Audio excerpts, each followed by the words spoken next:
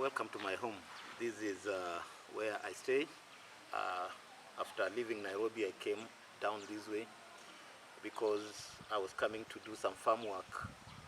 I'm supposed to harvest because as much as I stay in Nairobi, I'm also a farmer, and this is where my roots are. Now, despite all the work that I've come to do this way, I also felt like going deeper into the topic that I normally talk about, that is grace. Now, this grace is really a deep topic, and there is a lot of misunderstanding of grace, and if it's not well understood, then it will not work for many. Grace is not license to sin, because we are living in a time when people are living reckless life. People are living the way they want simply because there's grace. And I want to tackle this a bit today with support of some scriptures. The book of John chapter 8 from verse 3, and then we will end in verse 11. And just be patient, let's go. It says, "Then the scribes and the Pharisees brought to him a woman caught in adultery. And when they had set her in the midst, they said to him, 'Teacher, this woman was caught in adultery in the very act. Now Moses in the law commanded us that such should be stoned. But what do you say?' This they said, testing him that they might have something of which to accuse him. But Jesus stooped down and wrote on the ground with his fingers, as though he did not hear." Verse 7. "So when they continued asking him, he raised himself up and said to them, 'He who is without sin among you, let him throw a stone at her first.' And again he stooped down and wrote on the ground. Then those who heard it, being convicted by their conscience, went out one by one, beginning with the oldest, even to the last. And Jesus was left alone, and the woman standing in the midst. When Jesus had raised himself up and saw no one but the woman, he said to her, 'Woman, where is those accusers of yours? Has no one condemned you?' He said, 'No one, Lord.' And Jesus said to her, 'Neither do I condemn you. Go and sin no more.'" Now, as I said, I want to pick this topic by trying to emphasize on the fact that grace is not license to sin. Now, we have just seen a story here where the Pharisees brought a woman who was caught in the real act. And they brought this woman to test Jesus, to know if Jesus is really supporting the law or Jesus is against the law. We talk about the law, it is not just about the Ten Commandments, but we are talking of now what Moses came out with from the Ten Commandments. I think Mosaic law are supposed to dictate how the Jewish of today are supposed to live their life. Now, I just want to go back to our text where we have read the story of a woman who was brought to Jesus when this woman was caught in the very act. Now, remember, before I go to it, the Bible says in the book of John, chapter 1, verse 17, it says, "The law was given by Moses, but the grace and truth came by Jesus Christ." So here now we have two things. The law was given by Moses, but grace and truth came by Jesus. Now we find that law has played a very major part in creation of religion. Many people have come to think that it is law. If you follow the law, if you keep the law, then you will find yourself being accepted by God, and they have kept that to date. But in between, we are realizing that there's something new that has come in. And what is this new thing that has come in? it is grace and truth which is brought in by Jesus. Now, in Matthew chapter 5 verse 17, it also brings something that we must look into keenly, because also when you go to the extreme, we find some people saying that now the law is not valid, now the law is useless, now the law is something that we do not need to put in consideration.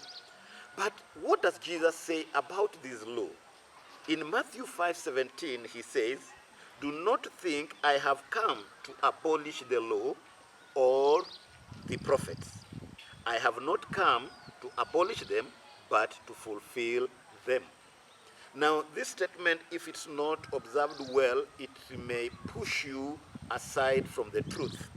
Now, when we talk of Jesus saying that I did not come to abolish the law, it means that Jesus did not come to interrupt with the process that was taking place in people by Moses, because Moses had a job of bringing the Israelites from Egypt to promised land. And there was these things that were happening, and there are many things that were happening on the way, and Moses had to follow all those routes.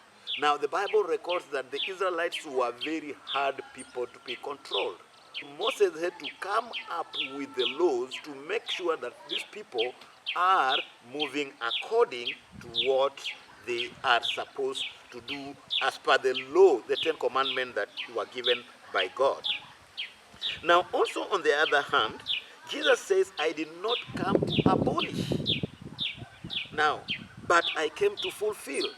Now, what is fulfillment? Fulfillment is when you come to the goal that you wanted.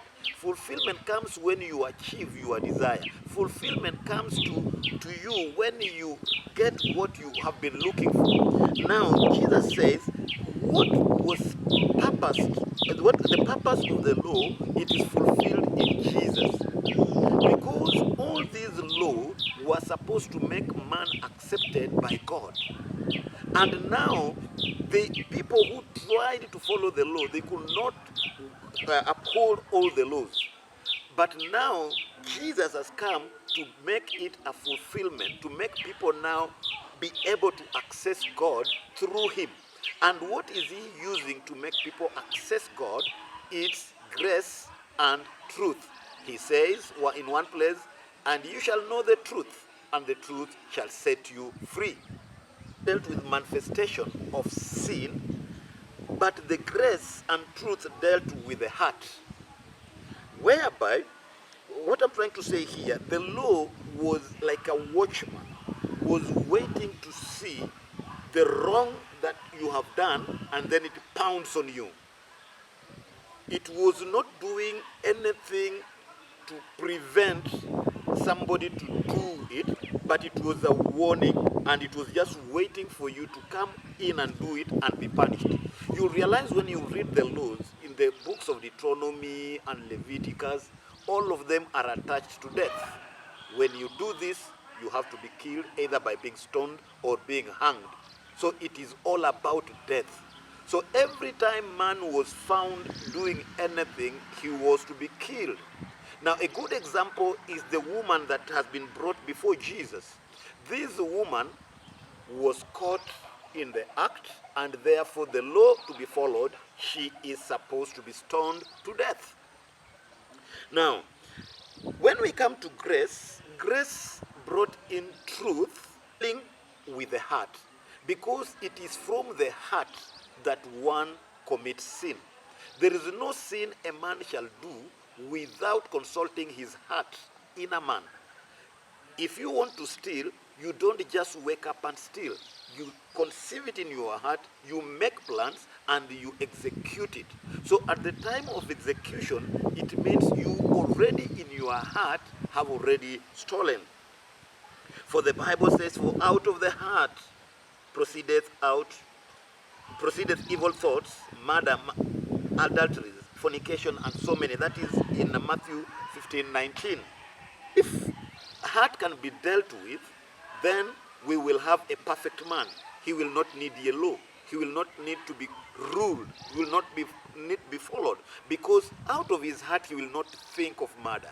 Out of the heart of a man, he will not think of even admiring the wife of the neighbor. Because it is the heart that cooks all things that comes out of a man. In the Old Testament or in the law, sin was judged immediately. In the law, sinner was given no chance. The moment you are found, the judgment was death. Now, when now we see what Jesus is introducing here, because we are told Jesus came full of grace, Jesus gives this woman a chance to live a sinless life, which was not there in the law. So Jesus puts it this way: go and sin no more, for what you had done is not yet counted on you. If you go and repent, if you go and start living right, if you go and realize your mistakes, then it shall be counted well of you. So, in grace, sinner is given a chance to repent. Now, I also wanted to emphasize on this word I said, that judgment remains to those who do not take advantage of grace and repent. Now, Jesus is full of grace. He came with grace. And the grace, as we have come to understand, is unmerited favor. He's given us favor that even if we have sinned, we can still live. Even if we have done a mistake, we can live. But we should not take advantage of grace thinking that there is no condemnation for those who do not believe in Jesus, those who do not change their mind and start following the grace. Now, I want us to stop here, because in the next session, I will now come to explain how now we can live without this condemnation of sin. God bless you, and welcome.